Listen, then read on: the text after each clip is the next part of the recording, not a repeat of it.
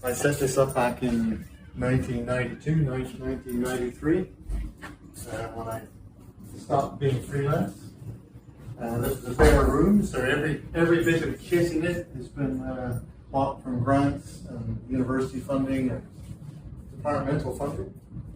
And this is primarily where we make thin sections of soils and sediments. But also, as I said, do lots of other different types of material. So material comes in, and it's either stored in the DEFRA storeroom under license, or if it's UK or European material, here on the shelf. Air drying if it's from dry places. We keep it wet if it's from a wet context. Got some blocks here from a neolithic long barrow in the Cotswolds. Samples come in as blocks.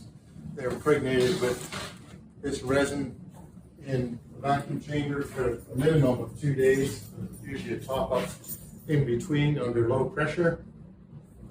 And then the blocks sit and cure for usually a good month or so in here. So we end up with completely impregnated blocks. See some really good examples there.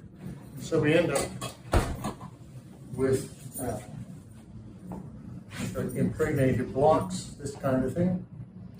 We cut a slice off them when they're cured on a diamond bladed saw. So we end up with something usually a bit thicker than this, really 4 or 5 millimeters thick.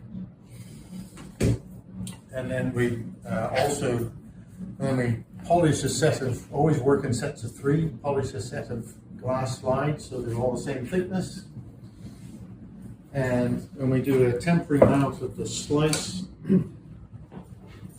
on one of these slides, mount it onto the chucks in the Bro thin sectioning machine to actually smooth one face. Then we marry that absolutely smooth, finely polished face onto the polished glass. And then obviously we mount that properly with just a hot mix of the same resin that we use for impregnation, and put it back on the Bros to actually grind them away till we can see light through them, down to about 25-30 microns of thickness.